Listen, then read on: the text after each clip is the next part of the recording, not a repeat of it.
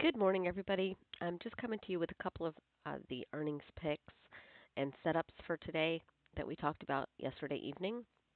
I also want to just briefly go over the market conditions this morning. You can see that the market on the ES, which is the E-mini S&P futures, you can see the market is continuing its move to the downside. It hasn't moved too far, but it's moved about a half of percent in the pre-market back to the downside. So it continues its rollover.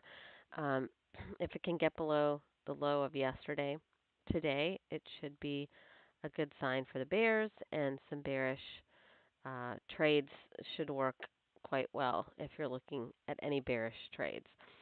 So let's just go ahead and look at the three stocks that we mentioned yesterday and kind of how they're setting up.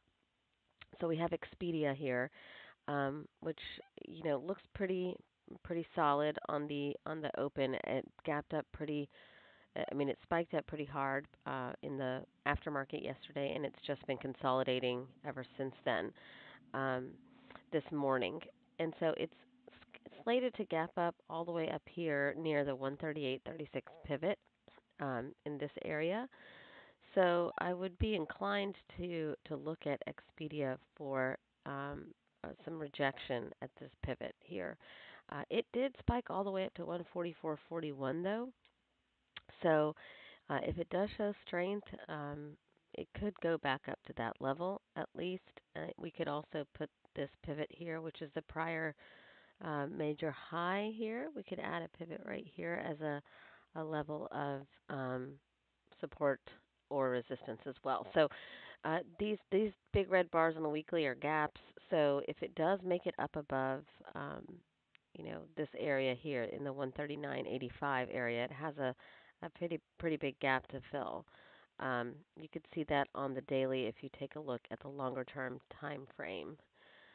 So here's the gap that I'm speaking about. This would be the top of this spike and the bottom of the gap, and then you have the top of the gap up here at 145.30. So if it's opening right around here and does push through 138.36 and 139, this would be a good long trade up to the gap fill of 145. Um, if it rejects that area and doesn't get back up into this range, I'd be looking for a retracement back down to the 133.68 pivot, or all the way back down even to this trend line.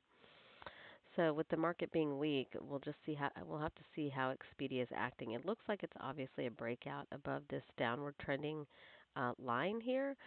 So you can also put a pivot in this area just as a marker of the prior high. So based on its action in the morning, if it does gap up if it does gap up and continue its upward momentum through the 138.36 and 139.85 levels, we'd be looking for potential gap fill. I mean, it almost filled the gap in the overnight, so we'll just have to see. So that's one. Then we have Skechers. So Skechers here looks like it is again another strong move off the earnings. It's slated to open way up here, gapping just to this trend line, which was from the prior area prior to earnings in this little island actually right here. So what we're looking for is a continuation of this move through this trend line above the 33.50 level for a gap fill if it's a strong move. That has a lot of resistance to overcome there, but that's one potential. I'm not going to trade it at all to the long side unless it moves decidedly above the 33.50 pivot, which is the bottom of the gap here. That's one. This is technically the gap, the 32.18 actually. Um, so you could say if it's staying in this above this 32.18 level, you would look for a push above 33.50 and this trend line for a trade, and then you have your pivots along the way, and then the full gap. So that's one way Skechers could be traded. Another way is if it doesn't maintain this position up here above the 3218 pivot, which is a gap, and starts to retrace. I mean, it has had a pretty big move up to here this morning from 2770 all the way up to this 33 area. So if it fails at this gap, so if it opens and it's weak and doesn't manage to get back above the gap, you could trade it for a quick $1.50 or so trade down to this trend line here, or this pivot at the $30 area. So that's what I'm looking for in Skechers. It looks pretty strong, but it has made a pretty big move. So let's see how it acts today, especially with the weakness in the overall market. And the last one was Mattel. Not inclined to trade this at all, but wanted to share it with you just in case you're looking to trade Mattel. It's gapping up all the way almost to 15. It went all the way to almost 15 in the overnight session, and it's maintaining around this 14.29 pivot. Uh, Again, if it can maintain this consolidation range and continue its move higher, you could trade it to the upside over the first 5 or 15-minute high. And specifically, I'd like to see it get above that $15 level. It's a pretty big psychological level, being a round number, and also it would be over the overnight high. So that could also be another trade. So you could enter it if it shows strength first thing above the first 5-minute high, and then add to your position above the 14.95 level, which is the overnight high, and as it breaks through 15. If it breaks through 15, I would say the next target is 16.75. So that's my analysis of Mattel.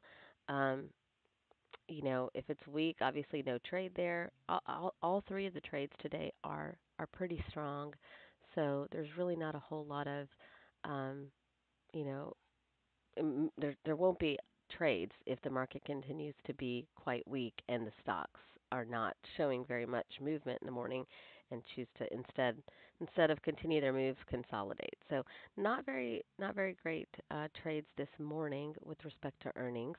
We have some potential trades in the market overall. If you wanted to trade something like the SPX, or the SPY rather, which is the ETF on the overall S&P 500, you can see it's pretty weak here this morning as well. It's shown quite a bit of weakness.